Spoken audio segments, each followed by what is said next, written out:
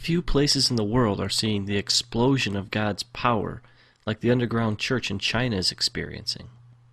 And in the last 60 years, China's communist government has done its best to wipe Christianity off the map. What you are about to see is some of the rarest footage on the planet.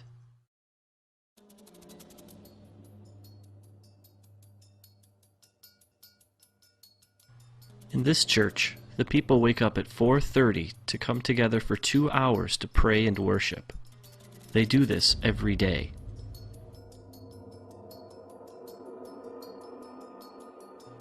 This church meets in the only place they're safe, a cave.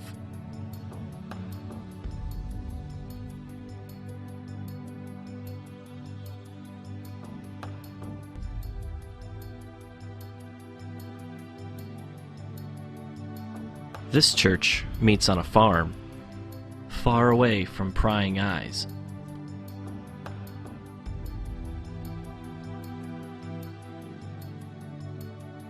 Here's an example of an underground church outreach. The people sitting are Christians. The people who are standing are not.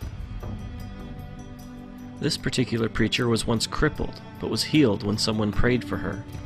She now preaches the good news of Jesus to anyone who will listen. In this particular meeting, over 1,000 people became Christians.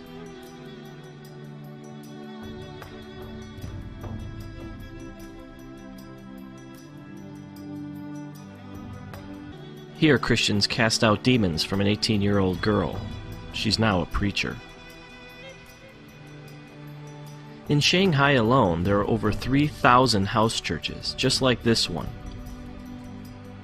One thing Dennis pointed out to me was that most of the underground churches in China are actually led by young people. These kids have all come out of the communist system, and they want nothing to do with it. They only want to spread the love of Jesus to everybody they meet. This is a music school. Well, that's the cover anyway. It's really a training school for students who want to be pastors. The government thinks they're simply learning to play instruments.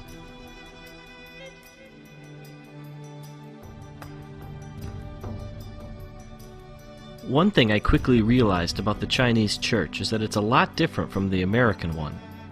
For one thing, they think a 4-hour sermon is short. In this church service, it's 120 degrees inside the building. The people meet for 12 hours straight.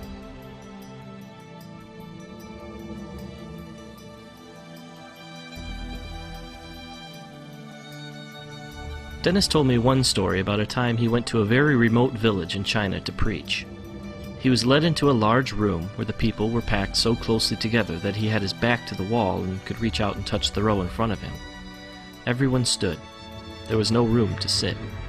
He asked how long he should preach for, and they told him from 8:30 to 7 at night. Then they asked him if it wasn't too much trouble, could you come back tomorrow and preach from 8:30 to 7 again? And then, very sheepishly, they asked again, if you'd be so kind, could you come back the day after that and preach from 8:30 to 7? He asked how often he should take breaks, and they told him not to stop. The people will wait. Then he asked them what he should preach on. Everything, they replied, from Genesis to Revelation. And then it dawned on him, these people had no Bible.